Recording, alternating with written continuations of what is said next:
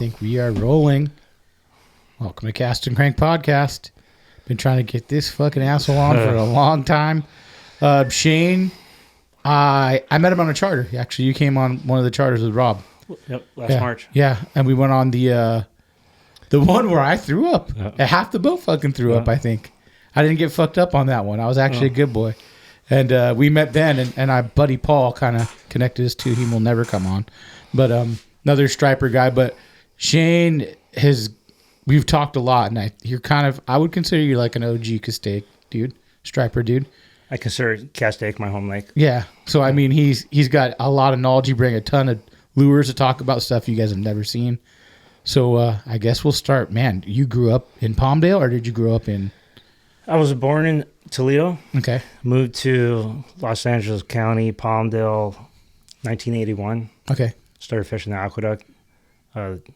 That's another... I'm like, fuck, I'm trying to think. Okay, wait. Aqueduct's a whole nother fucking story. You could bring that mic back, like when you go back, if you want to. Okay. Yeah, just like you're sucking dicks.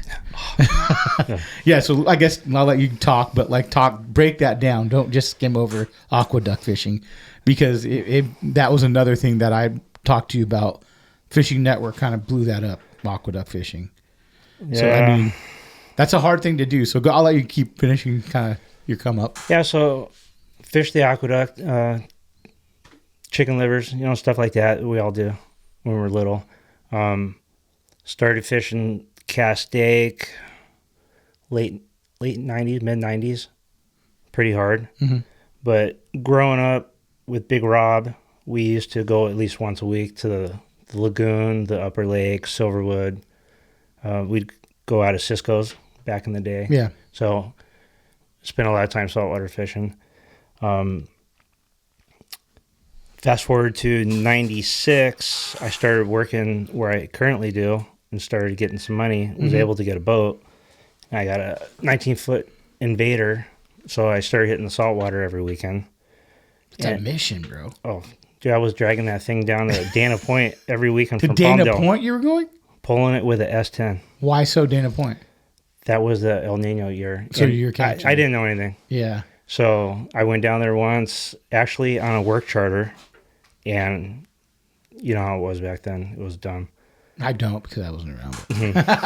But yeah, pulling that boat down there with that S10, it would push me through the intersections. I'd have to have people stand on the back to pull it out. Dude, because it was too. That's a big boat. Yeah, it's a heavy boat. I had a 17. That was big. We did a lot of damage in that boat. Did it have the deeper V on it? Yeah. Yeah. I think that thing takes water well. It's not stable. Like when you're standing and you're fishing and you're walking back and forth, it like fucking tips. It was okay. But I feel like, dude, it would cut through fucking everything so easy. I used to bring extra gas and we'd go to the backside of Santa Cruz. Dude, we'd mako fish out in the channel. Really? Yeah. White knuckles. Dude, my buddy Noe actually broke the windshield off of it coming back in. That's where the name came from him holding on so tight. Really? Oh yeah. Dude, we've been in some big water. So you got into the salt for a while. Were you still fishing like Castaic a lot, stripers and I didn't get big into the striper thing at Castaic until a little bit later. I believe it was 98 started hitting Castaic and started figuring it out. And took Rob up there, actually handed him a Daiwa Eliminator with a Shimano 6500. Okay. And a bomber, and we started wrecking them. Did you figure that out before Rob did? Like, were you kind of like... No, some of the older guys turned me onto it. Okay. There was another group before us, Steve D'Arienzo, call him Striper Steve. Mm-hmm. He fished with a bunch of guys that most of them aren't around anymore. But we did that all over the place. Silverwood at the same time, putting in a lot of work at the wood. A lot of cold nights. Cold. Backing up real quick, going into the 80s, there wasn't a lot of fishing shows out here. And I remember for the older guys, there was a show called Fish in the West. And I saw an episode with Greg Silks. Okay. and it was on Silverwood, and that right there got my my fever going in the crave to catch big stripers. I didn't know they were like that big. I've heard you say it and multiple guys that fish Castaic that Greg is probably the best striper fisherman. In SoCal. I believe he is. And big bass, thresher sharks, you name it. The guy is like... He worked for Cousins too, right? He did stuff with Cousins. Yes. Like he's like talking to a biologist. Yeah. I would meet up with him at the lake, and instead of fishing, we'd talk for 3 hours. And it was just like a sponge just sucking it all up. Yeah. So yeah, I started fishing around him, and then where's it at? One of these Z plugs. Got so many baits up here. I put it down. Want to grab it out of there? Where's it at? In the box. The very top one, that the Z plug, right?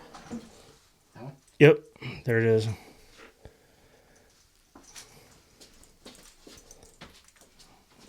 Greg turned me onto this. This is a 2-piece Z plug. He also had a 1-piece. That right there caught my first double digit. I caught a 25 on it, and I'm gonna tell that story. That was crazy. That was a long night, all the way into the morning. No way. They had the first trout plant of the season in October, and Steve hit me up, and we all went up there. There's just 5 or 6 of us. Went to the spot, started fishing, and I didn't get anything. And about 1 o'clock in the morning, the stripers came through. One of the guys got a 35, 24. There was a bunch of them in the 20s. Everybody was wrecking them. And it was so cold that I had brought a little propane heater, and I was trying to hook it up, and the valve broke on it. So the propane sprayed my fingers. So I couldn't even feel my hands. So, for about an hour, I'm standing there not fishing. Everybody decided to leave, and I didn't want to leave. So I said I was staying. So I went back to the campground, got in my van, fell asleep, and when I woke up, I saw the sun coming up. So I ran all the way back down there to the point, and with the Z-plug, my first cast, got pulled under and straightened the hooks. That happened about 5 times in a row. So I finally had one stay on, and I got it to the shore, and that ended up being 25. And that was my first one. By yourself, though? Yeah. Dude, I walked through the parking lot with that thing. Oh, man. Oh, you kept it? Oh, dude. So many. Oh, back then, there was so many big fish. Yeah. Dude, I had so many people stopping me, like, when you're walking out with a fish and it's dragging on the ground. And it's like half your size, yeah. Was that a game changer for striper at the time, that Z-plug? For me, yeah. Everyone was probably kinda, yeah. Because what were you guys using before that was something like that? The Castaic hardhead, soft bodies. Okay. At night, the bombers. This is the original glide bait. A lot of people don't know about it. It's called a cigar. This thing was being made back in the late 80s, early 90s. I found out about it from Striper Steve. Mm-hmm. So we started making them. Go back and forth with a glide about 3 feet. Mm-hmm. And back then when I heard about it, I thought it was kind of silly. Trout don't do that. Yeah. But yeah, it worked. We think a guy named Ray was making them, and everybody from back then will know Ray. He used to fish out of a little 13-foot Boston whaler. So. And back then when people were making shit, it was like a couple. Right? It wasn't like nobody was making them to sell. Yeah. You had to know somebody. So it was a hookup more than it was like, oh, my buddy's making this bait. That's how I'm getting it. It's like you couldn't just buy them then, right? No. Silks had his baits at the store, headed up to Silverwood, mm-hmm. and a few other places. So I used to, grab all of them if they were up there. Yeah. But he was such a nice guy. He would show up at the lake in the middle of the day and just talk to people.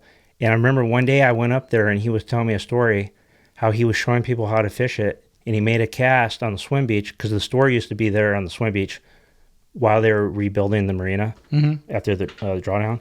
he made a cast and it was, and a striper ate it right in front of everybody. 12 noon. Dude. Yeah. That shows you how much drawing power that thing had. Yeah. That's crazy. Dude, Big Rob's caught a grip of fish on that thing. It's good, and I'll always fish it. I'll never not have any. He went to the injected for a little bit, but all these that I fish are wood. That's the only one you like to fish is the wood. Mm-hmm. Yeah. What's the difference to you on the injected and the wood? Just it swims completely different. The buoyancy. Yeah, and it just comes down to the wood ones get bit.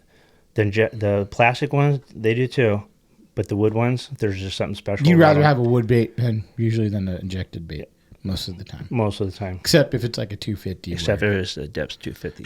Yeah. You kind of were one of the guys that got to see it originally as well, right? When it started catching big fish. It was a secret. I found out before a lot of people, but even at that, it was still kept, quiet from me for a little bit of time. Not like the Hud. The Hud, as soon as that came out, I got my hands on it pretty quick. Was no one really fishing the Hud at that time either? No, I admit, Butch, prior to that, a couple of years, and as new baits came on the market, he'd show us, he had the full-bodied Ospreys. We got those, and we're fishing them. And when the Hud came out, he had called me when I was at work and told me, hey, can I stop by? I didn't think nothing about it. And he said, check these out. And I looked at him, and he's like, you want a couple of them? So, yeah, I got them. We went down to the lake, and, oh, man. Just full. Stupid. Yeah. It was really windy, and we were having Santa Ana winds, so we couldn't launch. So we ended up going to the west ramp on the upper. And it was my first 2 or 3 casts, stuck a 8-pounder, And then we were up there for a little bit, and then we went back down to the lower lake. They wouldn't let us launch down there. And Butch tells me, hey, go over there and just throw it there along that piling right there. Every cast, I would hook up, and then the water was down low, so I had to try to walk it over.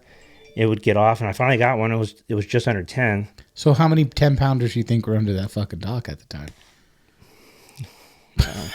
Look at how many Butches caught out of that lake. Well, I mean, even at that, you got to think he's caught that many out of that lake, but how many were there even previously? Like when he was doing it. Well, my thought is that that's right down from where they're stocked, so the fish were set up there. Okay. It's structure, Yeah. And so I got that, and I was excited, And finally, they pulled the flag. We were able to launch. Me and Rob jumped on my duck boat, and Butch went off with his, and we went across the lake and started fishing. It's been so long ago. Getting old sucks, guys. I thought I would never forget all the details of that day, but being 20 years later, but I remember it was like every 5 or 10 minutes we were catching a fish, and good quality fish. Good quality fish. We call them fake 10s.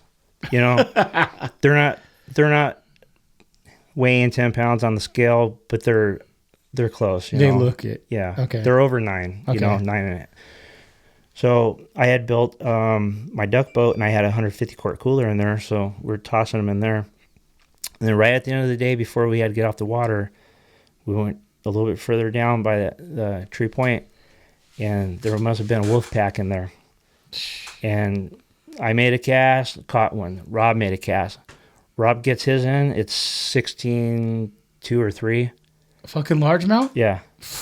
And I couldn't believe it. And the way the wind was blowing, one person had to hold the boat while one person made a cast. And he lost it. He was just like fired out there again. And then I made a cast. I got a 13. Oh my God. So I got a teener before I got a 10-pounder. That's crazy. Yeah. And it was the best feeling in the world to go back to the dock and see Butch with a big smile, 'cause Butch always has a 10-pounder. Yeah. And, when I first heard about Butch, they told me that guy right there catches a 10-pounder every day. And I'm like, dude, get the hell out of here. Dude, nobody catches a 10-pounder every day. And I'd bump into him. I'd see him at Bob Sands and stuff. But anyways, we get back to the dock, and I can't wait to show Butch, and Butch pulls. He's got a 10-pounder in there, and open up our live one. We pull him out, and I just remember seeing Butch's face, like, what? So it was the best day. That's crazy. Now, none of that's going to line up to ever be something like that again.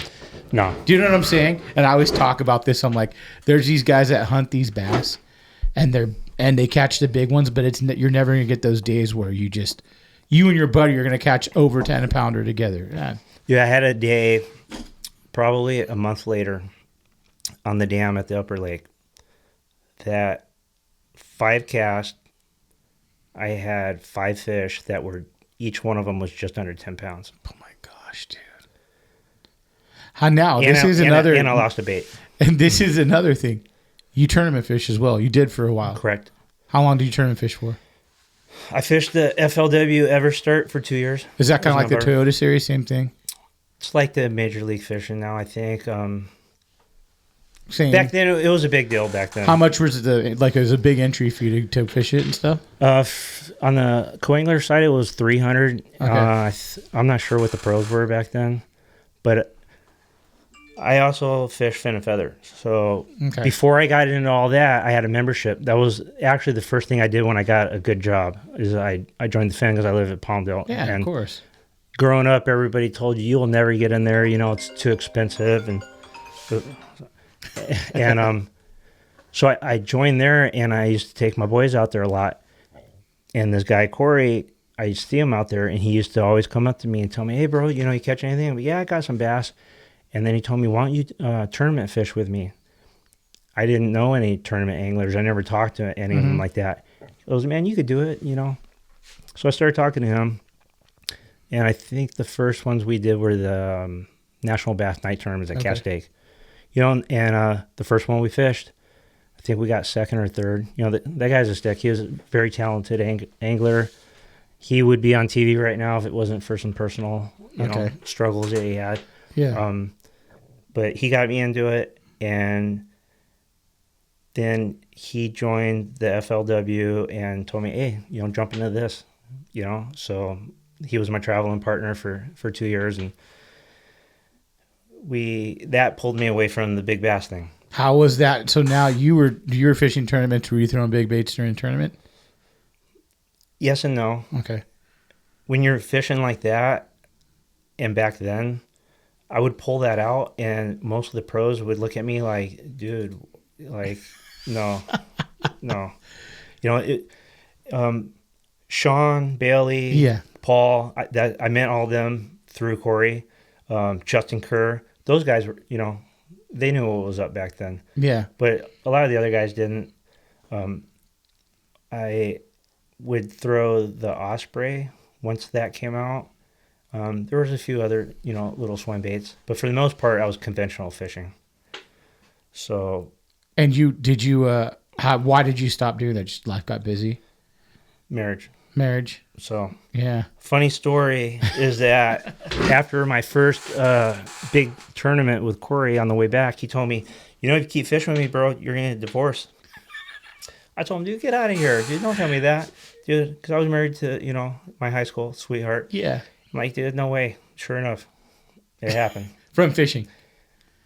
The majority, yeah. Yeah. Isn't that crazy? I've heard that, I think, from dudes I've talked to. I'm going to say probably like 5 to 7 people I've talked to, like, they got divorced because of fishing. It's for sure, 100%. I was fishing 5 days a week. Having fin and feather right there, a lot of guys will hate on it because it's a private lake. Anybody can join it. Mm-hmm. It's not really that much money. But the thing is, to have something like that in your backyard where you can go learn to flip and pitch. You had a boat as well, so you were fishing from a boat, or were you fishing from the shore? I had a boat. I had a duck boat. Okay, that's what you were fishing out of at the fin. Yeah, it was like a 1940 duck boat. I built a deck on it. It had that green fake grass. That was the front. And dude, that thing, we killed fish on that. Pull the mic a little closer. We killed a lot of fish on that boat. A lot. Yeah. I towed that thing out to the river with Rob. It's been everywhere. And the only reason why I don't still have it is because it hit some rocks at Castaic in a big wind, and a boulder punched a hole through the bottom. No way. That sucks. I did catch some fish that day on the hood, though. Here's a question. So you're learning all this stuff. You're an aqueduct guy, so it's kind of like a whole different fishery. Correct. When did you take that back and apply it to the aqueduct? Since you were a little kid chicken litter fishing, now you're like, okay. So as I learned to bass fish, everything that I was learning was working in the aqueduct. You can't really do it now because so many people are up there and the fish have seen it. But if I got a new lure and I wouldn't know if it worked, I knew that there were some spots I could go to the aqueduct, and if it was going to catch fish, it would catch fish. Mm-hmm. Now it's not so much, thanks to the Fishing Network. Dude, that blew it up, dude. I used to be able to go up there and catch 10 stripers in 30 minutes. Now it's just like any day. Then that was a while. That was like 2009, right? When a Fishing Network got a hold of it. Right around there. So I was on Cal Fishing. Prior to that, Stefan, a lot of the guys. That's how we all networked back then, and it wasn't a big deal. It never really affected anything. But when Fishing Network came out, they started to gather at the aqueduct. I remember driving by, there would be 25, 30 guys. Oh my God. They'd have a barbecue. Because you're not supposed to be fishing there, really, right? No, you could be fishing there. But they don't want to have parties and shit like where it's... There's a lot of area that you're allowed to be in. There's some that you can't. Okay. Which it's actually gated off. You can't even get into them. Okay. But the thing is that everybody back then, for the most part, was bait fishing for catfish. And what I believe happened one day was somebody close to me, I won't mention his name, was fishing at a spot with Corey, and there was a guy that was catfishing by them, and they didn't think nothing about it. And they caught some stripers on artificials, and this guy turned around, went to Walmart, got a couple lures that looked like what they were using, and then he made a website, and yeah, it was just... blew out the whole... It blew up, dude. Like, that's not even from Fishing Network. That was from a website you made. That was from a separate website. Dude. But the thing was that, like, he didn't put in the time, and, like, he didn't really learn all that on his own. I get what you're saying. But to each his own, you know. I was young. I was a hothead. I was so mad. I didn't even fish, like, in Palmdale, that part of the aqueduct, for years. I wouldn't even go up there. Yeah. Because... a lot of the guys would be out there before I would get off work, and the thing with the aqueduct is the fish are spooky. Unless the water is wide open, you're fishing a gate. For the most part... So when the water's moving like fast, you can catch them, no problem. Easier. Okay. We haven't had barely any flow in the southern ducks for a while. And I think that's another reason why there's so many bass in there now. Oh, is there a lot of largemouth in there now? I'm telling you, I've been fishing in there since the 80s. Uh-huh. I never saw a bass in the southern ducks. Up in Bakersfield, yeah, they got everything in there. Mm-hmm. But down in Palmdale, I saw one bass back in the 90s in the center of Palmdale. And I figured maybe it got in there from fin and feather. Because there used to not be a grate on the pipe that dumped in the fin and feather. Yeah, or somebody threw it in there. Yeah. But in the last few years, I have seen schools and schools of big bass. Have you tried to target them? Oh, yeah. I've caught them. I know that I hooked a 10-pounder in the 2 years ago. Damn. I saw it.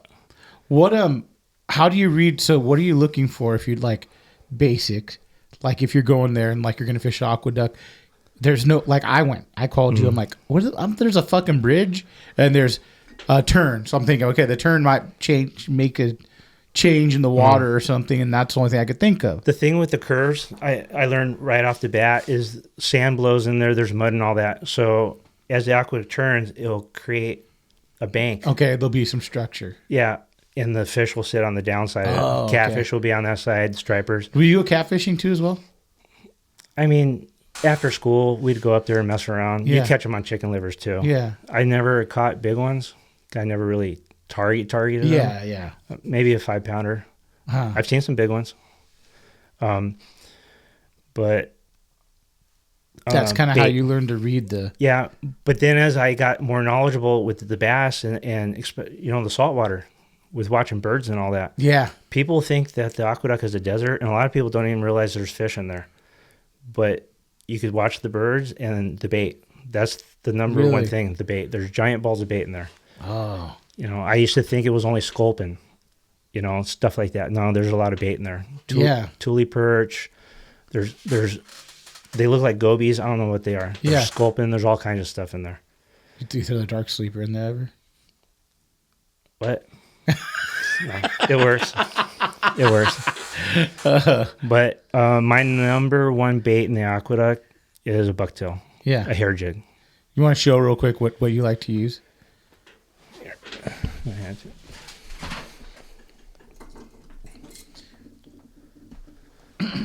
So back in the day, we were throwing flash jigs. It's the same thing. It's a little bit bigger. The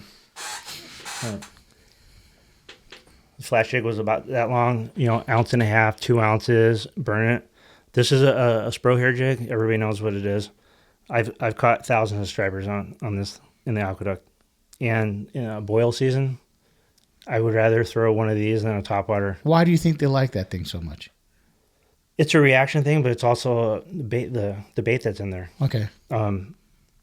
See, that's probably overlooked nowadays, striper fishing as well, because everyone's just throwing a topwater, or everyone's going to throw a swim bait or an A-rig. Do you throw the A-rig a lot for a striper? I really don't throw the A-rig at all. Really? No. Why not? Is there a reason you just... Rob showed me how he was making them. I've got them. I've bought everything that's out there. It's just not my thing. I just don't do it. Okay. I have them hanging up. They've been hanging there forever. Yeah. But the thing with the hair jig, for me, is that I can fish the top, middle, and the bottom. So if the current's ripping up there... You pull the mic towards you. Sorry. Yeah. I think you said pulling that dick towards you. Pull towards you and then away. And then towards you. If the current's ripping, I could fish a heavier one. Uh-huh. If there's no current, I can go down to a half ounce, fish the bottom. I could do anything with it. And you can never reel it too fast. You can't fish it too slow. And my biggest fish out of the Aqueduct actually came on one of these. How big was that? 25. Out of the Aqueduct? Mm-hmm. Dude, has anyone caught a bigger one than that out of the Aqueduct? Up north. Not down here, though. On bait, I've seen 30s and 40s out of the Aqueduct out toward Little Rock. Wow. Up north's a different type of striper fishery, though, right? Yeah, they got so much more life in it. Some of the duct up there is dirt. I wish it wasn't so far away so I could go fish it. I've seen some giant ones. A guy just got, I think, a 41-pounder last week. Dude, up there way. On an A-rig. Now that you mentioned it, in a coffee grinder. And a coffee grinder? Yeah. I saw it. It was a nice fish. There's a lot of good fish up there. Yeah. But they got everything. They got threadfin shad in there. Oh, damn. I've never seen that. Yeah. The other thing I saw recently, whether it was real or not, I saw smallmouth in a pitcher in Palmdale. Now, I know a lot of... I saw them. They look fresh. They look like they were still alive. They're on a stringer. Yeah. The only place... Someone eating them, huh? The only place I've ever seen smallmouth were in the aqueducts out by Quail. Okay. Rob caught a big one out there. Yeah. Quail's full of them. Is it? But I've never seen smallmouth in Palmdale. I've never seen a smallmouth myself up in Bakersfield. I know they've caught them out of there. Mm-hmm. I heard there's sturgeon in there too up there. I heard that at Santa Ana River Lakes too, but maybe someone's caught one. I don't know. I don't know. Anything that's in the Delta is in the Aqueduct. I guess that they have sturgeon in the Delta. That's why there's all that weird stuff in there. Oh, fuck yeah. I apologize. My work alarms. Yeah, no, I get it. No worries. Shut my phone off. So you kind of, when you got older, you went back, you tried that stuff, you learned a little more on the Aqueduct. Did you start focusing on the Aqueduct more because it was closer for big fish? It's funny. So when I got into the saltwater and I was fishing that hard, I simultaneously was fishing the Aqueduct. Well, I'm catching bigger fish out of the Aqueduct than the guys were catching in the salt. And then I started watching Castaic. Everybody's getting up there early, fighting each other, running down the dam, and they're catching schoolies. And the average fish back in the day was like 12 pounds. So to me, it's like I can go to work, I don't have to miss it, and I could go home, see my kids, go up there, catch a bunch of fish, and not have to deal with all that. Just by going to the Aqueduct just made it a lot easier. Yeah. Because your conditions aren't like a morning or evening. It's more of like if the water's flowing, stuff like that? For me, I can catch them whenever. But going back to the 90s, I had a buddy tell me about Carolina bloodworms or Carolina Reagan bloodworms up there, and he was catching big ones. So he showed me. And the thing with that was that you had to get up there about 4 a.m. And as soon as the sun started to peak over the horizon, that bite shut off. No way. Yeah. And then it was hard to get bloodworms after that. We had a little tackle shop in Palmdale. Oh, you'd have to come down here to get them, the guy passed. Yeah, and to me, that's too much hassle. So once I figured out how to catch them with, artificials, that was it. I don't need anything. I haven't fished bait in the Aqueduct since I was little. Yeah. So then when did you come back to like hit the striper hard? Like with all the stuff you're buying now, like what year was that? Hard, probably 01. Really? So that's when you kind of looking into like, so who was showing you, like, you got a shitload of baits, and we'll talk about a couple of them. Who showed you like all these baits or the ideas to like, hey, check this bait out, look at this bait, something different? Back then, I knew some guys from Bob Sands, talking to them, and then my buddy Steve D'Arienzo, he knew like the OGs. That guy was at Pyramid back in the heyday when Alan Cole and everybody was up there, and those guys, if it was not over 20 pounds, it was nothing.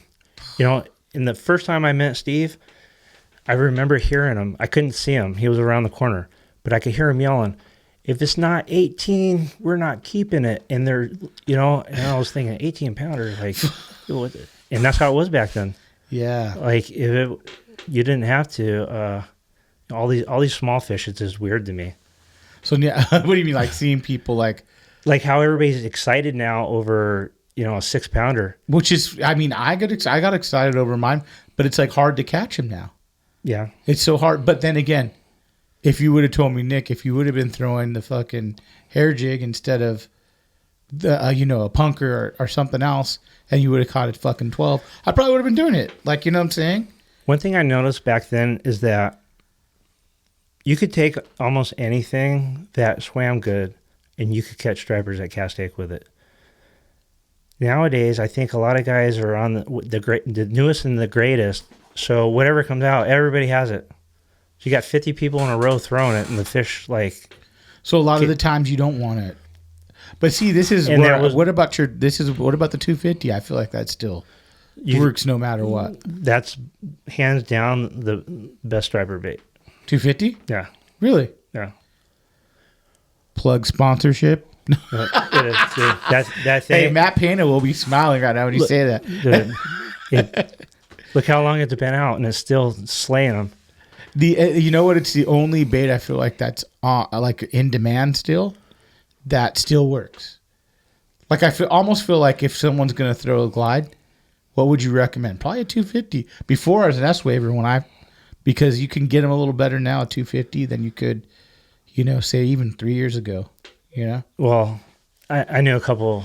Oh, did you? A couple of Japanese websites I was getting. Or you had buddies, right? No, I actually was getting them myself. Oh, would you? Yeah.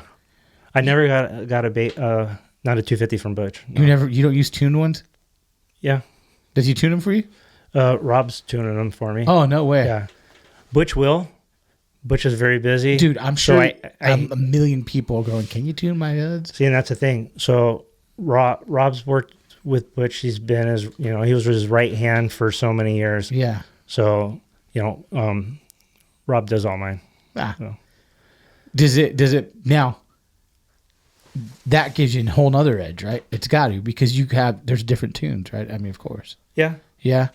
In mine, I don't really care. I do bass fish. I'm kind of, I don't really care. I'll do whatever. I'm not a trophy hunter no more. I'm just out there having fun. So what changed the mindset? The kids, the trophy hunter thing? I'm getting old, man. I spent all these years raising my kids, and now, I got one that's under 18, and she'll be 18 in September. And that was the one thing when I got out of tournament fishing, I said, I'm going to take a step back and wait till all the kids are out, and then I could get back into it. Because you can't half-ass that stuff. Dude. Not if you want to win. And even like you can't, it's like taking, like I've talked on the podcast, it's like hard for me to like okay, it's 5:00. I got to turn this shit off. Sometimes I can't. And it's like, okay, I didn't work at work today. Or, I need to do more work at work than I do here. So it's like, this is like my fishing now almost as well. And I'm a cluster brain. And back then, as soon as the HUD came out, I got, the tournament fishing. Then I got into hunting. And, I run a calibration lab for a big aerospace company. Uh-huh. I'm driving 2 hours a day. There wasn't enough time to do everything. Yeah. And it just doing a little bit here, a little bit there, a little bit here, a little bit here. I need to settle down, and if I'm going to do the tournament thing moving forward, that's what it's going to be. Is that what your plan is? I want it to be. Yeah. I'm not going to go back east, though. No. I'm not going to, not like that. Just the opens, like the, yeah. Or you could do the West Coast stuff. The MLF circuit. Yeah. Yeah. And it was like five different, Clear Lake, Havasu. Yeah. And I've been in all the, yeah. I've been in all those spots. Yeah. Yeah. I mean, it's just a lot of fucking money, but it was fun though. Yeah. Did you fish as a boater or I fished as a co-angler? Co-angler on those two. Yep. And I learned a lot, not so much from the actual pros I was with, but the circle that was around. Like I said, Sean Bailey, Justin Kerr, and those guys. Greg Halliman, he's out of Little Rock. He was with Skeeter back then. Corey, he had a Skeeter. Ricky Shabazz was in there. Who else? Todd Woods, was their buddy. Yeah. But that was the little group that I traveled with and stayed with. And those guys were, good. Ricky's a stick. There was Aaron Coleman. Okay. I don't know if you heard his name. He was another guy that I met from the north. He actually was the first one that showed me, like, I got big into umbrella rigs and stuff for stripers. He was actually using those in tournaments up north with HUDs on them. Can you imagine how heavy that, No that way. was? But yeah, a lot of those guys would think outside the box, Yeah. Dude, what kind of fucking rod are you using to throw that? Jig stick? Dude, and he actually had, it was like actual spreader bar material, like how you bounce ball for halibut with those rigs. Uh-huh. Yeah. Damn. And he was catching them on them. Mm-hmm.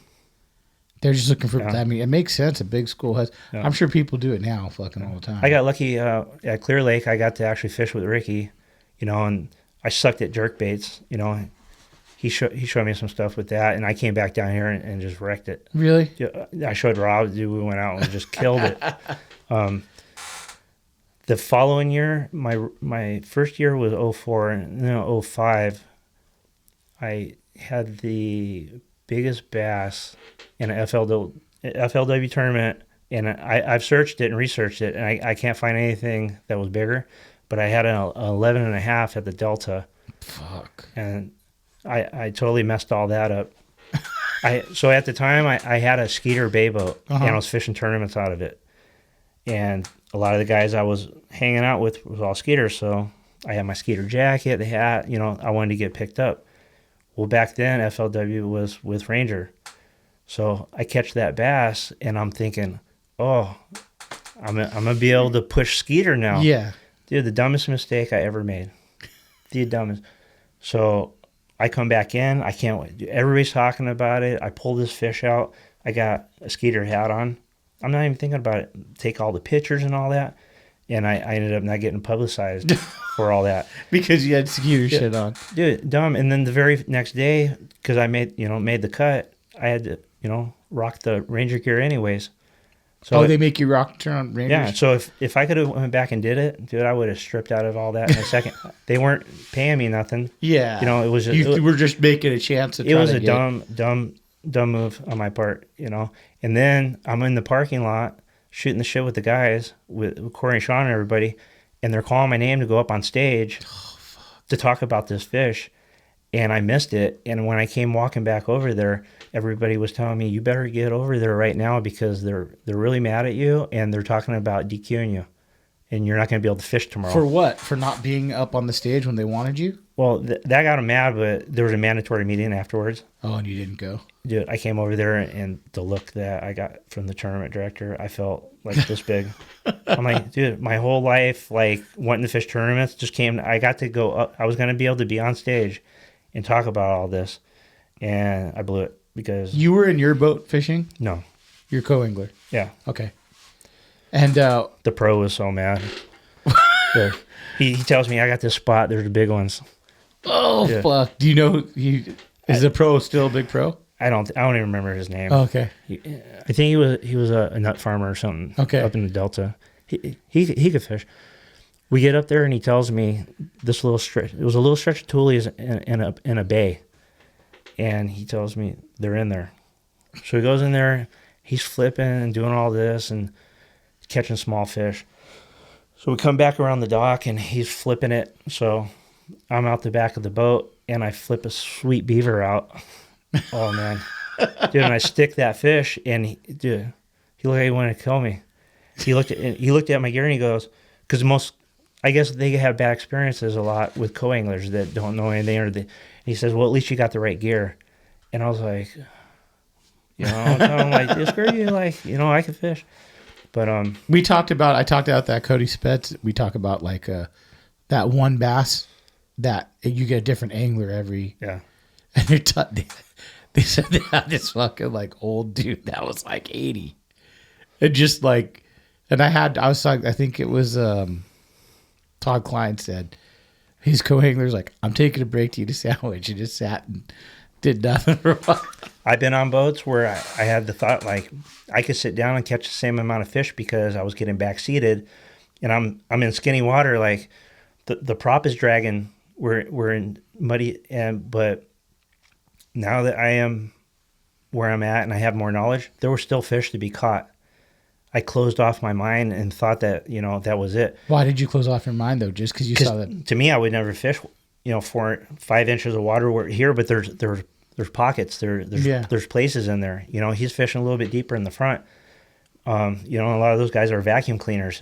Going through something like that, if it's there, they're gonna catch it. Yeah. I knew other guys that didn't take it the way I did it and were, quiet about it and tried to fight the pro. There's a lot of drama. Yeah, I bet that was hard. So 2005 you're fishing. 2004, 2005, my first year I was ranked number 3 in the West. Oh, nice, dude. I had one tournament that. How far were you from AOI? I don't remember. At the end of the run, you don't? I want to say Paul Bailey won that year. Okay. I think it was Paul. But I had a tournament at Havasu, and we started fishing. I was throwing a blade, and I stuck 2 fish. So the pro asked me, you think I could borrow one of those? And this blade I got from back east, and it was a special thing. I didn't know anybody else with them. It was a little compact spinnerbait. And when he said borrow, I thought, like, all right, I'll get it back. So I give him the blade, and 5 minutes later he sticks a fish, and then that was it for us all day. That one fish right there would have made the difference of me moving up Angler of the Year. Oh, fuck. And then we get back in. And, but that guy was on the boat with you? Oh, yeah. So it's like, what do you tell a pro if they're like, say I'm fishing cool baits. I'm like, damn, you're getting bit. Can I have some? Do you tell them, fuck you? Or do you like go? That's actually a question that I was going to have you ask some of the guys. That's a great question. Because it's a tough one. I don't want to be a dick about it, but at the same time, what happened to me there, that fish, as we were moving up, I would have caught that fish. He wouldn't have. And then he, kept the bait, whatever. Did you get that? Did you order a lot of them or you only had a couple? Dude, that guy went out of business. I was so mad. So did you rip it off? Did you figure out how to make it? I got a couple of them, and I still plan on molding it after all these years. Dude, I caught fish everywhere. Yeah. Every state I've been in. It would just work so good. That head design. Yep. Wow. That's the hard thing when people buy shit up and you think, I'm just going to buy one. A lot of dudes will buy 5 or 10, Even with big swim baits. Well, look at your fucking collection. Going back in the day when I first started learning all this, companies would come around and then go. So when I came around, the Castaic hard baits they weren't for sale anymore. So anytime that something came, if you wanted it and it worked, you bought as many as you could. That's why I probably have about $25,000 worth of tackle in my room that I probably aren't going to touch. That was all tournament stuff. Yeah. But if something worked, I bought as much as I could in every color for, Clear Lake, Lake Mead, whatever. Mm-hmm.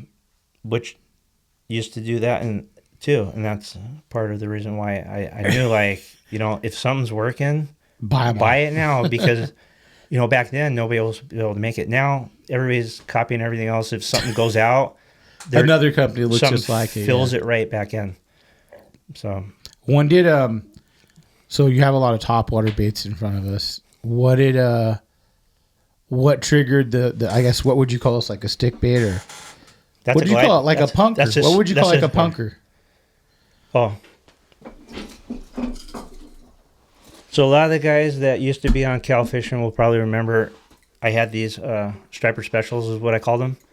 It's a wood pencil popper. Mm-hmm. Some of them I made really heavy so they would sink. Some of them are just a traditional pencil popper. And this right here. How would you fish that? There's two ways. The traditional, this pops back and forth, or the other way is I throw it and stroke it. Sweep it. Stroke it, No, I mean, isn't that kind of like how you fish a fin bait somewhat too? I will fish a fin bait that way too. Okay. A lot of guys don't. Everybody's just out there walking the dog with it. Yeah. I got a small. This one right here catches more.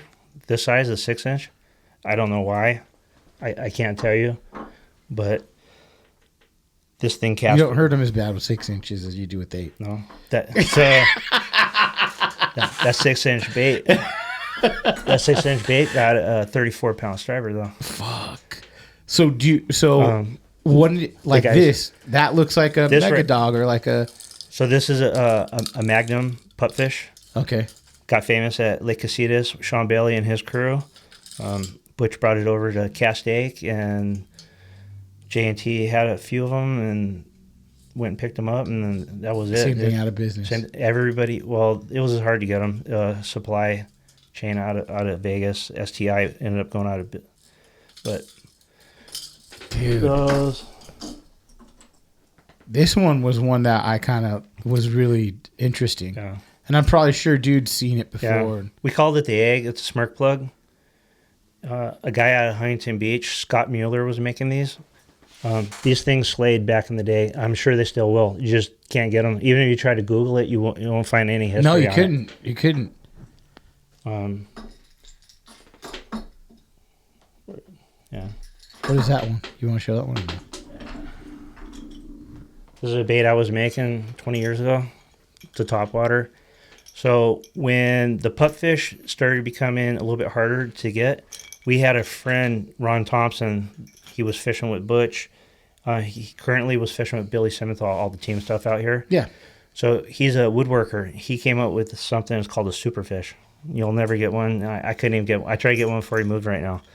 But he had the superfish, and that gave me the idea to make these. So it's a big topwater. It's got swivels in it.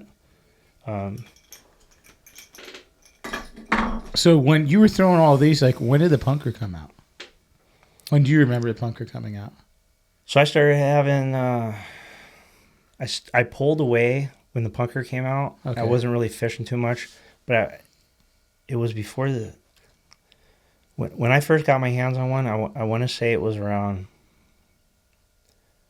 08, 09. So Rob was probably fishing it then. Yeah, those guys were all fishing. Did it change? Was it a game changer too, kind of like the 250? Once the punker came out, the pupfish, that was history. Yeah. The thing with the pupfish is that when it rolls, and I used to think that was a good thing for it to flash like that, but no, it's the action, the way the punker was in the water. Yeah. Yeah. You got that locked down. So then that was the shit for forever.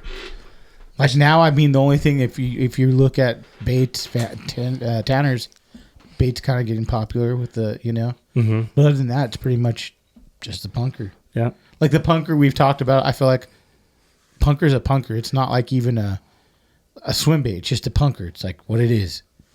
So now it's like everything else close to it almost is like a punker style bait. So if my memory serves me right, as the HUD started to slow down a little bit, that bite, don't get mad at me, Butch, on those, but Butch and Rob got on them really good at the lagoon on the punker for a few years. Mm-hmm. I don't know if Butch mentioned that to you, if he, but yeah, they were getting good ones. I started throwing it up there in Palmdale. I got a 10.5. You throwing an Aqueduct too as well? I don't. I got other stuff I throw in there. Okay. So, but rainbow trout lures do work in the Aqueduct. I was just wondering because if you got that and you're in Palmdale and you're just like, fuck, I could take it to the Aqueduct and see if it works. But you're going to Fin and Feather at the time? Yeah, I'm still a member there. But yeah, when the punker came out, I took that up there. Prior to that, triple trout. Oh, yeah. Was that another game changer? Like I remember you saw each one of these baits come. I don't remember how I found the triple trout, but I took it to the lake one day and I showed Rob and our buddy John here. He's a good stick too. A lot of people don't know about him, but I showed it to him. They're, oh, that's pretty cool, do that thing. Oh, yeah, that was good. Were those hard to get in the beginning too, or was it kind of like, yeah? And a lot of people were like, I told the tournament guys. No, they didn't know. Sean and those guys, you find out later, all those guys knew what was up. They were wrecking it. Yeah. They're still, Sean is a pretty quiet dude as well too, Once I got my center console, which everybody used to laugh at, that we were fishing out of it, we went, we'd try to fish everything. So we fished national bass on a Friday night, drive straight to Casitas, sleep in the boat, and then fish the night thing over there. And then we also did some daytime stuff. And I remember me and Rob fished a daytime tournament, and we thought, we did okay. And then that was back in the day when Sean and them are, averaging 35, 40-something pound sacks. Him and Paul come around the corner, with the smiles, and it's like, dude, the tournament was over like the first half hour in the morning. Yeah. A lot of those big baits were being used over there. Yeah, I bet, man. Shit, you probably got to see it all. Like, those bags were huge. You remember that video coming out? Oh, yeah. Yeah. Actually, if you watch that video, or actually the HBC video, you can see one of my pencil poppers in a box from one of those guys over there. Yeah. Oh, that's cool. Did you sell a lot of them? Yeah, as many as I can make. Really? So, how long would it take you to make like something like this? I'd make like 20 at a time, really? A few days, turn them on a lathe. Yeah. Oh, really? Uh-huh. Damn. So what were you... So we had a buddy, Dave Keys. He's run the boat rentals at Castaic, and he let me put them in there, and then I put them in Bob Sands, and then Cal Fishing did a little article on it, and then it was just, I still got guys today asking me about them. No way. So how much did you sell them for? Back then, I want to say they were retailing for like $27. And yeah, dude, that's so now I see these guys selling. You could be making $200 on one of these. I see these guys now getting what they're making. I'm like, aerospace isn't where it's at. No. That's a lot of. I'm sure when you saw a lot of these baits, like, how much was like a triple trout then? Was it still like $100? Oh no. I want to say they were $60 or $70. Okay, so they were. Inflation, of course. No. But now they're pretty much. What are they now? $150. I think last time I looked on the website, they're about $100. But I got rid of a Castaic bait about 12 years ago. I got $900 for it. Oh my god, dude! So in the trade, I got cash, and then I got 3 of the big triple trouts. So, dude, pretty stocked up. Everyone loves those Castaics. Or did at the time. It was at the time. Well, it went to a collector. Oh, really? Yeah, it was something. If somebody wanted it, Do you know a lot of people that have big collections like that? I've heard of people. Really? Yeah. Damn. I'm still working on hanging all my stuff. I moved 5 years ago into a smaller house, so a lot of my stuff's still in boxes. Now I have a free room inside the house, so I've slowly been trying to hang everything. A lot of the stuff I just grabbed real quick out of a display case. What about that one? So we've talked about that one on the podcast. The slammers? Is it the dinosaur or the... This is the Worm King dinosaur. This is before I was fishing. This is what the guys were throwing on the lagoon and Casitas. Dude, what kind of head were they fucking using? Saltwater. Yeah, just like a big head. Yeah. I remember being at the lagoon and watching the guys come around and throw those, and just thinking how crazy that was. Right. You know, from that to fucking, you know, whatever to soft bait now, you know, like a Hud or a... This is the Hud I caught my 13 on that day. Look at the trap hooks on that. Damn. Is that funny? Like, we didn't know no better. Like, back then, it worked though, you put trap hooks on. So, yeah, and the only way we could figure out to do it was, because I was doing this with other baits in the tournaments, was to use Power Pro, and then to adjust it, I would just twist the hook. You twist it and make it shorter. Like a chain. Yeah. And then Butch, you know, came up with his method, which is better, you know, the best. Yeah. They wouldn't twist off of this, but I would. Oh, yeah, because the striper, the twist on it wouldn't... destroy them. Yeah. Yeah. But as soon as I got home, I hung that one up. It hasn't touched water since? No. I think I probably have about 50 original HUDs still. Really? Yeah. Didn't you bring one right here, too? Well, this is one of the originals. Okay. This came out a little bit after the 8-inch. This is a 10-inch flat tail. Damn. Yeah. Never even tried to fish that.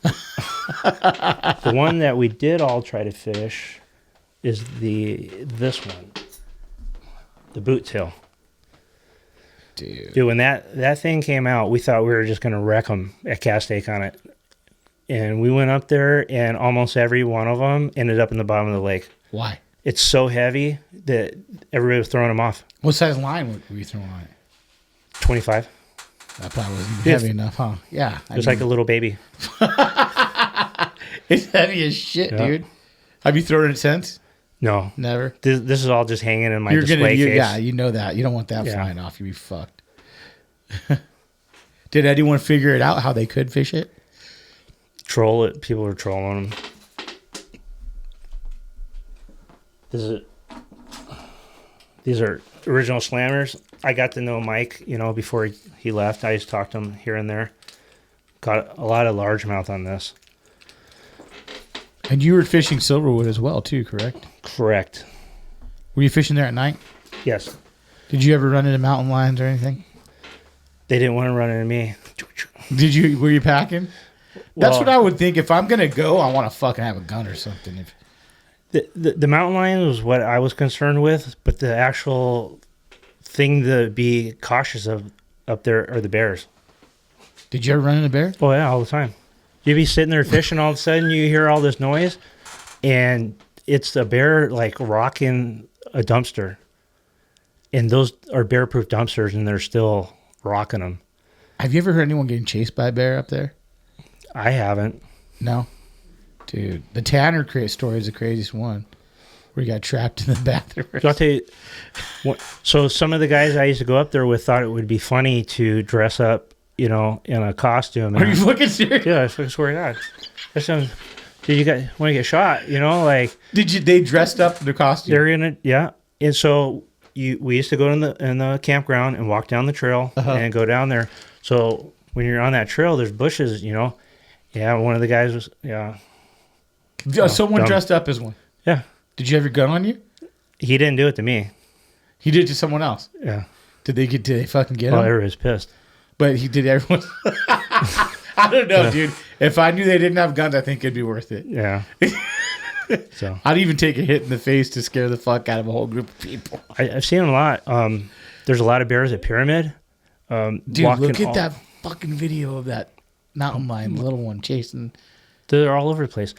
About 3 months ago, I saw a lion on my way to Pyramid over by Quail Lake. That thing was huge. It looked like something you'd see on TV in Africa. It was giant. Dude, that's another scary thing. That's why these short pounders, like, I think it was Lorenzo Guppy's Fishing Adventures. Mm-hmm. He said he's thrown a fucking striper at a mountain lion. Yeah, I've been at the wood at night when the raccoons, you know, come down, you got a fish on a stringer, and the raccoons will come down, and all of a sudden your rope starts moving. With their little hands and shit, huh? Yeah. Well, they'll attack you too. Have you been attacked by a raccoon? No, but I watched a guy grab a little one and put it in the backpack, in a bag to take home to show his kids. And it went berserk. And the little one did. And the mom came out. Oh, fuck, dude! Why would you grab? That's crazy. Because the guy's crazy. Real crazy. Yeah. So, what is your PB striper? 26. 26, and that was the one. The 26 is from Castaic. I got a 25 out of the Aqueduct, and I got a 25 from Silverwood. Wow. So I know that's not the 40 and 50s that they're catching out of the sack, up north, but that's a quality for fish. down here. And I'm only fishing, when the striper stuff back then, I was bass fishing 5 days a week, but the striper thing would just be here and there. I work 6 days a week. So, it was pretty tough. If I didn't have that job, things would be different. But, yeah. I mean, catching a fish that big nowadays is not really going to happen. It's hard. Rob did it. Hey, Rob did it. He was on Western Outdoor News, dude. Rob puts in more time than anybody I know. He shore pounded. That's something else I want to talk to you about. It was the Castaic striper tournament. Or derby. Bring it up. Break it all down, how it worked and everything. So I'm not sure how it came about. I want to say that the Castaic Bass Club got together with Friends of Castaic Lake or the Friends of Castaic Lake, and they wanted to try to control the stripers. I think that's how it came about. So they came up with this month-long striper derby, and Butch won it. But with me working, I still tried to participate. So the lake would open, I think, at 6:30. I had to be at work at 7. So we'd go get in line. As soon as it opened, I'd run down there and fish for 5 minutes, catch one. You have to run all the way back up to the rental, weigh it in, and then go back to work. Well, if the plant was on the west, it made it even harder because I'd have to drive all the way around to get it weighed. And I remember one day, I got a fish so fast that when I went over to weigh it, the guy was like, "I'm not weighing that. You didn't catch that." I would have lost my He's like, "Dude, you caught that. You caught that before the park was open." And I was like, "Dude, you need to get on your little radio and call the lady that I just paid to come into the lake and go over there." Yeah. But I think Butch had like 400 pounds. In 1 month? Mm-hmm. He fished with Pat Buckley and Ron Thompson on their boat. Rob, I want to say Rob got second place, I believe. Mm-hmm. The difference, Rob though did all that from shore. Do you think that's? I mean, even his big fish is from shore. Well, I don't know where it is, but you know what I'm saying. Well, they had like the top 10 biggest fish for that tournament or that derby, and Rob had 5 of them. And he was. I remember Bobby telling me that when he would fish a long time ago, he'd see fucking Rob wading fucking far as fuck out, dude. And he's like, "What is that guy doing, man?" And then he's like, "There ain't no fucking fish out there." And he saw Rob just pulling big stripers in. That was another thing no one was really doing, was wading out there. Yeah, waders. Yep. Yeah. He did it at the lagoon. He used to do it at the fin too until they got jealous and told him no way. Made a rule that you couldn't be in the water fishing with waders. Like, it was dumb. Why? Haters. Getting big fish. Somebody complained. Is there striper at Fin Feather or just a? Yeah, I hooked one. Really? Yeah. Not many though. No. And I knew they were in there when I first joined. The DFGs to shock the lake and try to get the carp out. Mm-hmm. And one year they shocked a 45, I think it was. The following year they shocked 2 more that were like 30. So we knew they were in there. And then Rob joined the lake, and he told me that a guy had caught a big striper on a popper. And I was thinking, on a popper? Like a pop-R. Like, yeah, the little tiny fuck. Yeah. I'm like, dude, no way. And sure enough, Rob was like, "I'll bring you the carcass." So the guy flayed it at the lake. Man, that how long do you think it was? I don't know about how many inches, but I could tell you like 4 feet. Oh, easy. Yeah. It was Huge. The biggest lips I've ever Out seen. of fin and feather. Out of fin and feather. Have you caught them there? Like No. a lot? No. I've seen small ones caught on bait. Mm-hmm. People caught them on night crawlers. And then I saw that one. I take it back. My buddy Steve, he's on the board there now. Mm-hmm. He was with Rob there 12 years ago. 12 or 13 years ago. And they got one off of the dock that was just pushing 30 pounds. Damn. It's big. Yep. Do you think it's better to fish for stripers from the shore than it is on a boat? All of my big fish have been from shore. Why do you think what do you think the difference is? Stealthier. You can control it more. We didn't have spot lock back in the day, but even with the spot lock, that makes too much noise. It's different. They know you're there. Yeah. Yeah. I mean, all your guys' big catches have been from the shore. Same thing as Rob's too, right? Stefan, he catches pretty big ones from the boat. Yeah. A lot of his from the shore. He's different. Stefan's different. He's special. I remember, meeting, I believe I met him on Cal Fishing back in the day. But Stefan's really invested a lot of time in learning. He is also friends with Greg, and Greg's taught him a lot. Stefan's an excellent reader of his electronics, That's a hard thing to do. But that was the thing with Greg Silks back in the day. You go out with him, he could break down that graph and tell you exactly everything. And it wasn't like looking at live. And yeah, I wonder now how it would be for him with live scope. Dumb. You tried to fish stripers with live scope? No, I haven't. I wondered, I've always asked the question. So, since we have so much pressure in SoCal, I would think, how does that affect it here? Gilbert thinks it's no good, it'll keep getting close, but he thinks it fucks with the fish. I had this talk with Big Rob a couple of weeks ago. For stripe bass. Fish in general. Okay. I think it's a bad thing. Yeah. It's good if you're the tournament guy winning those tournaments. But as far as the meat fishermen, once they all learn how to use that, oh fuck. I think it's gonna be over with.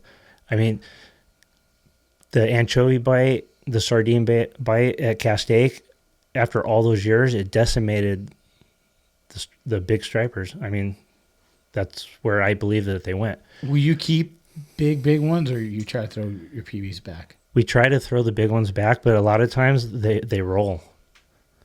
So you should not be keep. Yeah. The best ones I've ever ate were the little tiny ones from the river. Those things taste good. I bet you eat the shit out of striper, huh?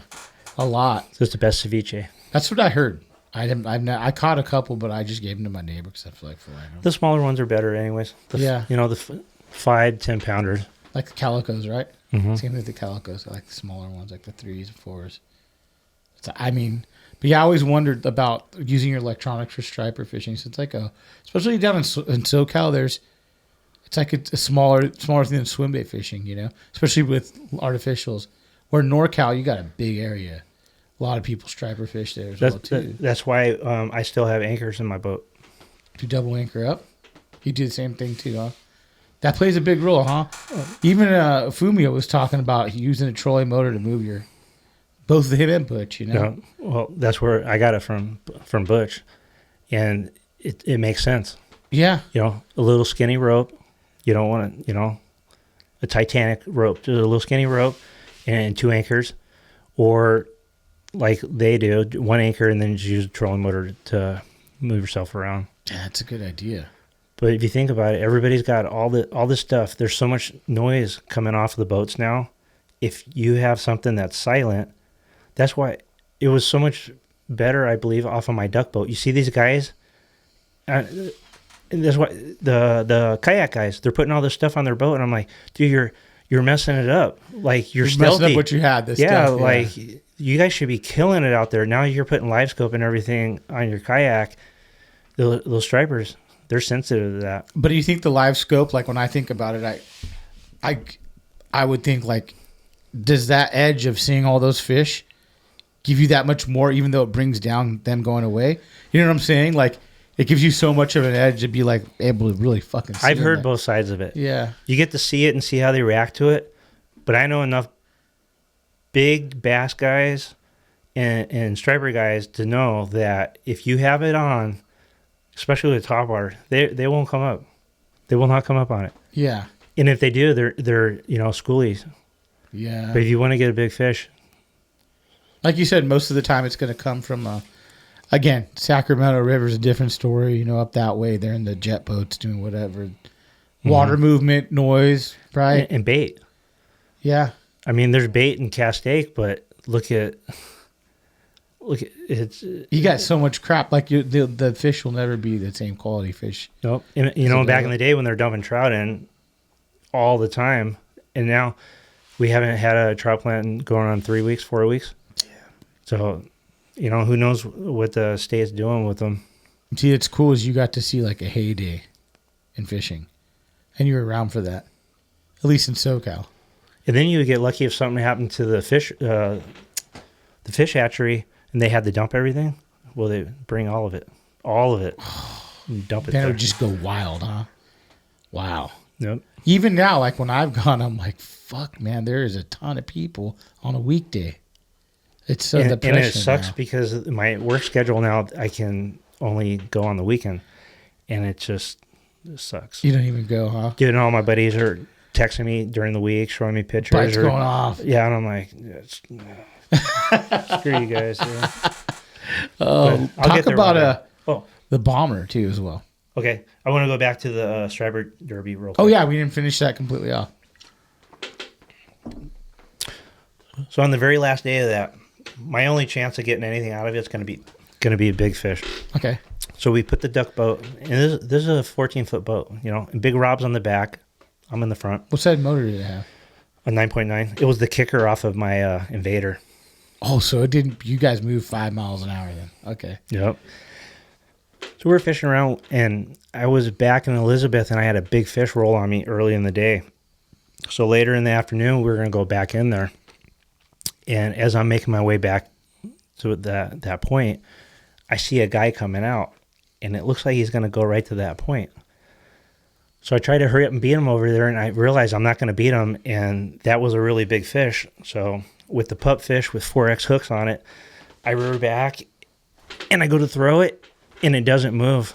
And I look back, and my hooks are stuck in the top of Rob's head. Oh, my God.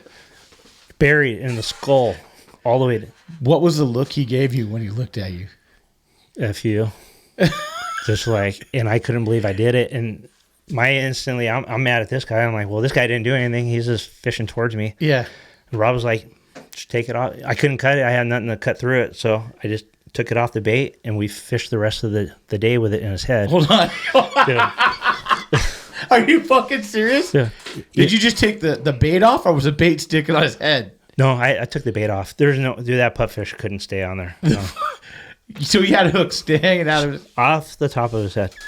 So we go in to the award ceremony, and he gets up there, and I think the joke was something like, "Oh, you already got the jewelry. You already got the award. Everybody's laughing and all that." He ended up going to the emergency room later that night. That's fucking bad.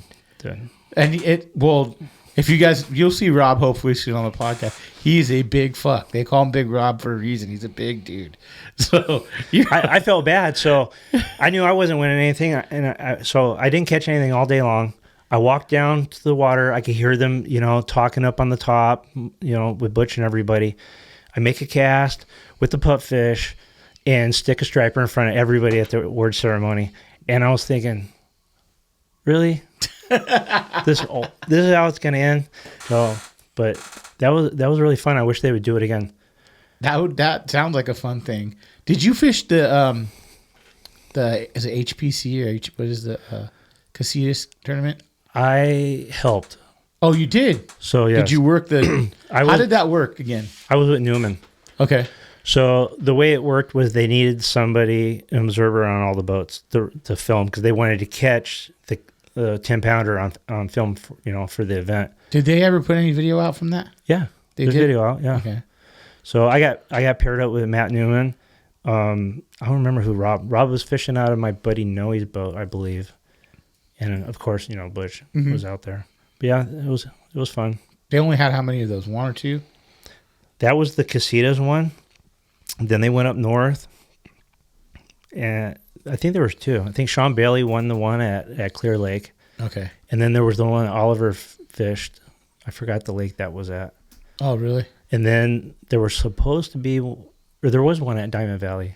There was? I believe, yeah. Because Rob's trolling motor broke. How long ago was that? You could never do anything like that now. I just don't. The quality of the fish is not there. Yeah. It sounds like a cool event. It would be like, that'd be awesome to be part of and hang out. But our lakes, Yeah. what are you going to have? 8-pound fish? 7, 8? Maybe one lucky guy get a 12 or 10, you know? So Casitas, what were they weighing in then? What did Newman get? What did he have? He didn't get a big fish. No? No. Who had the... It was a tough bite. It was just, that was the one Don. Oh, Don caught that hard. Okay. That Castaic, yeah. Yeah. Oh, shit. It was crazy. It was raining. The wind was coming down sideways. You know, it was interesting. That's a cool tournament. Byron Belvick was out there. He was on the boat with was it Ron Cervenka? He's another one I never heard you talk about. Who? Ron Cervenka. I don't know anything. You got to inform me. He was a big part of bass fishing in Really? Southern California back Yeah. Tournaments. I believe he used to be with One Bass. Oh, no way. Yeah. Nice. So. My uncle gives me, I haven't talked to him yet. He usually gives me some stuff since he was fishing tournaments, the Bass Ackwards, the club tournaments, but he knew a lot of the guys, you know. Yeah, he was in the Don Iovino circle. Yeah, okay. Ron. But yeah, I used to talk to Ron. He actually had some classes at College of the Canyons back in the day. So you could go after work and he'd have a bunch of speakers and, you know, it would be like the Bass Tank at the Fred Hall show. Oh, that's cool You as know, shit. They'd have baits that show you techniques and stuff, you know, for new guys that didn't know anything. Yeah, it's fun, too. So. Get out there and learn something, dude. From dudes that had been doing it for a long time. You went to a couple of those classes? Mm-hmm. Yeah. You know, and they were telling me about the bite, you know, fishing a worm, because I didn't fish worms back then. Uh-huh. And they're, it's so subtle, you barely feel it. And, you know, and then I meet these other guys and they're like, no, you know, bam, bam, you know, you'll feel it. You know, that was the main reason why my first good rod I bought was a Loomis, because I was told you got to be able to feel that. You know, so many good rods nowadays, but. What do you like using as your striper setup? And let's talk about the bomber a little. I think that's a cool bait. Okay, so the number one bait, I believe, is the 250. Mm-hmm. That bomber, though, in Southern California, has probably caught more stripers that I personally know of. It slays.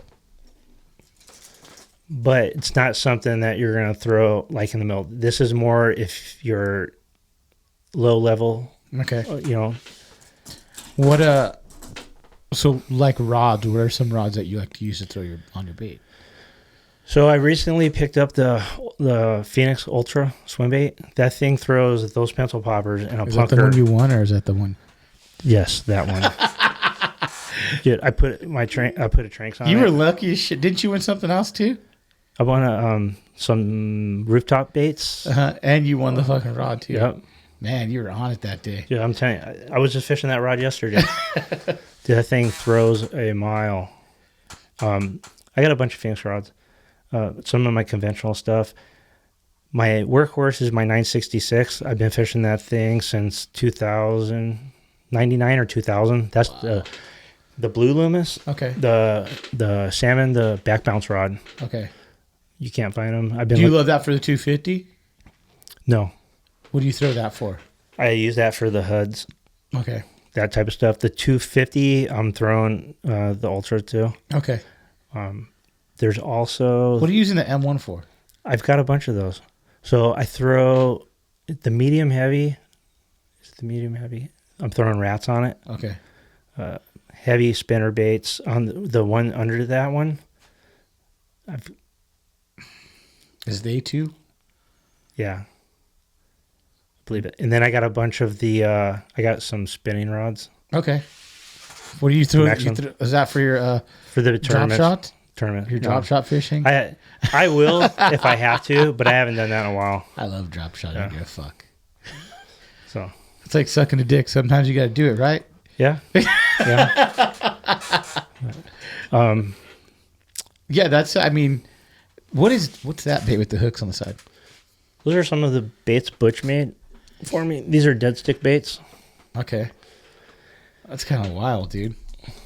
And this is one of the first generation thumper tails that he made. Or actually, it's probably 30 after this first one. Dude. That one's sick to sell too. Oh. This is a Zank bait. Only the OGs will know about that thing. Flex bait. That's another one you're talking about, right? People, if they knew about that thing. These are all stuff you're just not going to be able to get anymore. That's a Greg Silks bait. That thing's probably caught more big bass than anything else I know besides the 250. Yeah.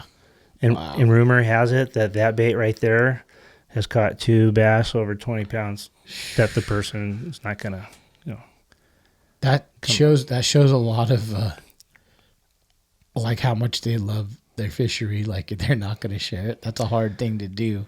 You know what I'm saying? Like there's the guys that you'll hear their name, but they're not going to come out and show pictures. They're not like they're not out there for the fame of it. I think some of the older guys learned because they probably got burnt in the early days, like when stuff like even like you with Fishing Network. Like you're like, you can't do it because you're going to get burnt. But then the other thing is like, okay, what if you are a guide? Then how does that work? What if I guide on Castaic? Do I get a free pass because depending if I put my time in on there? Dude, there's so many haters. Do you know what I'm saying? That's another thing, like coming into the tournament scene and just all the drama. And that goes back to something that me and Rob's always said. These guys, they didn't grow up like we grew up in the streets. These guys never been slapped. They never been hit. Yeah. They run their mouth and well, it's so easy to do that nowadays behind a Instagram account as well. You could say whatever you want and no one's gonna, except for a few people. Yeah, exactly. Yeah. Except for a few, but a lot of the time you'll never run into this guy. It'll be like, I know a guy that had a knife pulled on him up at Pyramid back in the day, and he, my buddy ended up in the water with him. No way. Yeah. And you know what I said? Like, I feel like the striper community is even like crazier than the swim bait community. It's so small in SoCal as well. I could sit here probably for 5 hours and tell you stories about. Oh no, I'm sure it's drama. it's crazy. It was probably crazier back in the day, and I'm sure than it was now because in 90s and from 90 to 2000, there wasn't phones. You would do crazy shit, Dude, we had our vehicles messed up. I mean, Tanner's told you guys about the, Silverwood. You can't.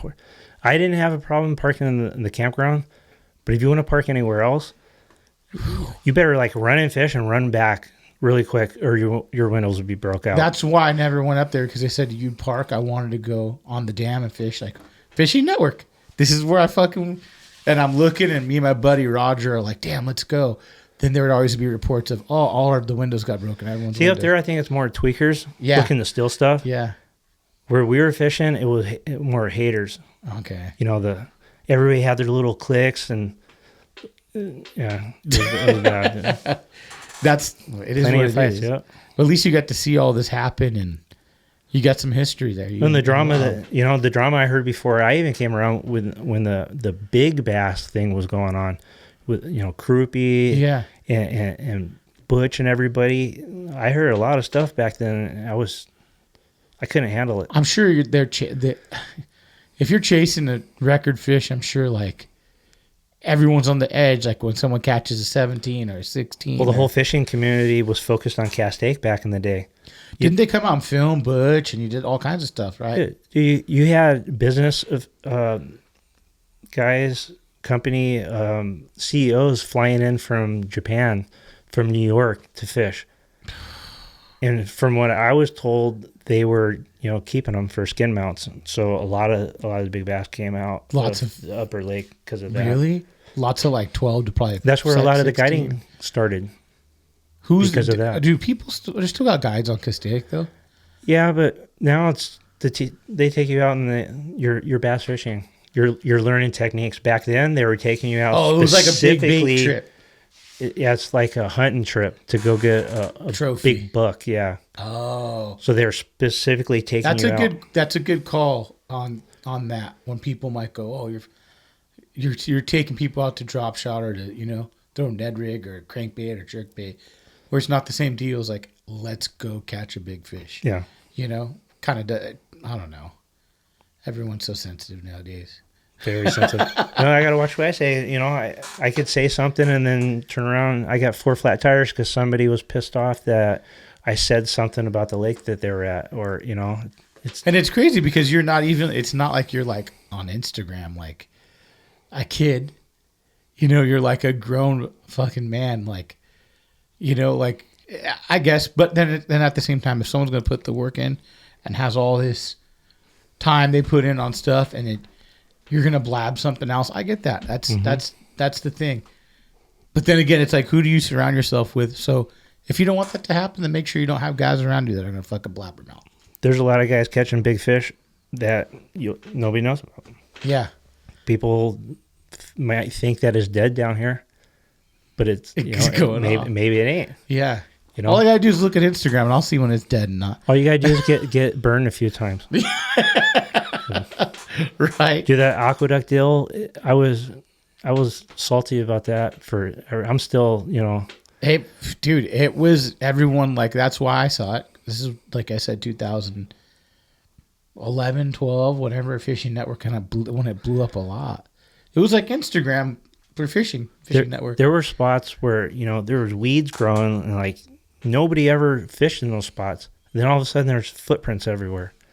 And I'm not catching fish, and I'm like, so I go at a different time, and then all of a sudden, all these guys are set up over there. And guess what it is? I guess you got to learn to fish around it, or just skip it out completely. Guys are still doing it now, but they're not posting every single thing. Back then, it was like if you caught it, and then they were filming.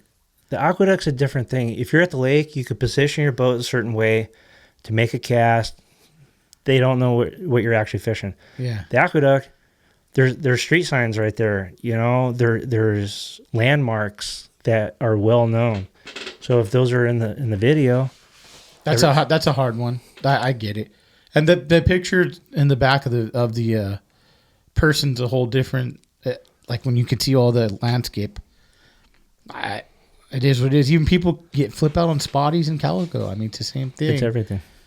I mean, I think it's just everything's so Instagram, so public. It's a good thing and a bad thing. You got guys that are signing huge checks, making a shit ton of money. Guggen, all these guys are making so much fucking money. Back when I was into the salt, I talk about Rob a lot because he's my brother. I grew up. Well, like your guys fishing partners' careers like the same thing everything. Too. Yeah. Whether it was fishing or not, we ran the streets together. Yeah. We did everything together. So almost all of my memories are always with him. But when we'd be in the saltwater, even, I'd make sure that the boat got turned. You couldn't see the towers behind us or anything. We caught a lot of big fish, but even back then, you had to be careful. Yeah. Oh, now you do. Look, you're friends with Bobby, so he's yelled at me multiple times. You don't. Yeah, Big Dick Energy's yelled at me.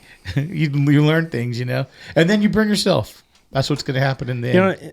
The thing with the salt, like we were on a sea bass bite.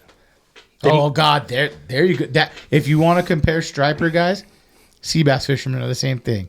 They're so quiet, And Captain Ernie Prito. I don't know if you know him. I don't. So he used to work at Bob Sands back in the day. He's down south. He's running a boat down in San Diego somewhere. But I got in with those guys, so he used to let me know when the bite was going on. And that first year that the white sea bass showed up in Santa Monica Bay, he told me about it. So we went out there, we wrecked them. The guys were getting 35s, 40s. Mm-hmm. And then I started going out there in my boat and figuring it out. But the thing with that, the squid come, they spawn, the sea bass are there, and then they're gone. So it really, to me, it wasn't a big deal. But at the same time, I knew enough not to blow it up and makes sense. Post it all. Especially if someone for instance, okay, I talk to you. If you're going to tell me something, I'm not going to post it out of respect to go like, you told me that in confidence, like if I'm like, hey, I'm going here. You got any tips for me? Who's super secretive? The shore guys. Yeah, The but you calico have guys. to. Oh yeah, dude. I know a couple guys that do pretty good. Oh, Yeah. I've seen them on. Absolutely. Like, Well, when I was, I don't give a shit where I fished before, but before I wouldn't post them on. I was catching Crystal Cove, and it just doesn't work the same like it. It was so good, no one was there, ever, and it'd be me and my buddy Roger, and we'd walk that beach 3 times a week sometimes, and catch sometimes fucking 15 calico, dude. That were like 2, 3, 4 pounds. Then I caught my 7, and then I was very satisfied from this fucking shores. Like that's big, good. but dude, I put so much time into that. I seen great fucking sharks chasing seals there. It looks like PV and it looks so good. I've seen white sharks out Dude, there, it's just it doesn't it's not the same. I mean, Laguna when I first started was amazing. But it closed the first year I started surf fishing. So after that first year I'd fished Laguna, then it was gone. I'm like, fuck. That would have been a great one. But I mean, you live and learn. You live, you can't. But then I feel for some people that, may have get rods or get a reel or something from someone and they gotta, fucking post some shit to get paid. So it's a double-edged sword at the same time. There's ways of doing it though. Yeah. You see, there's some guys that know how to do it.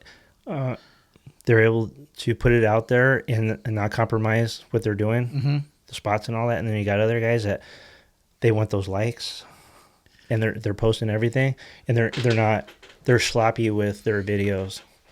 And I'll look at it and I'm like holding a fish. I know could see that. I could see holding a fish for like a good month. If there's a good bite, maybe. I'm sure you're thinking 6 months. But I could say if you're like a guy that, hey, this is gonna help me promote whatever company they're looking for, I feel like there's like Paul. He does a pretty good job of you. Unless you fucking know, huh? See, unless you see his fat friend sitting in the background. I got a lot of family on my social media that lives back east, so a lot of the stuff I'm posting, it's I'm not I don't pick up the phone and talk to them a lot like I should, but that's my way of interacting with them. I'm not posting it to be part of some community. So I don't have a fishing Instagram and a personal mine. You do the same thing almost with the podcast. Like I put like my kids, like my kid. We went out this weekend. He kind of learned how to fish sculpin. I'm teaching him. I'm like, so you feel that?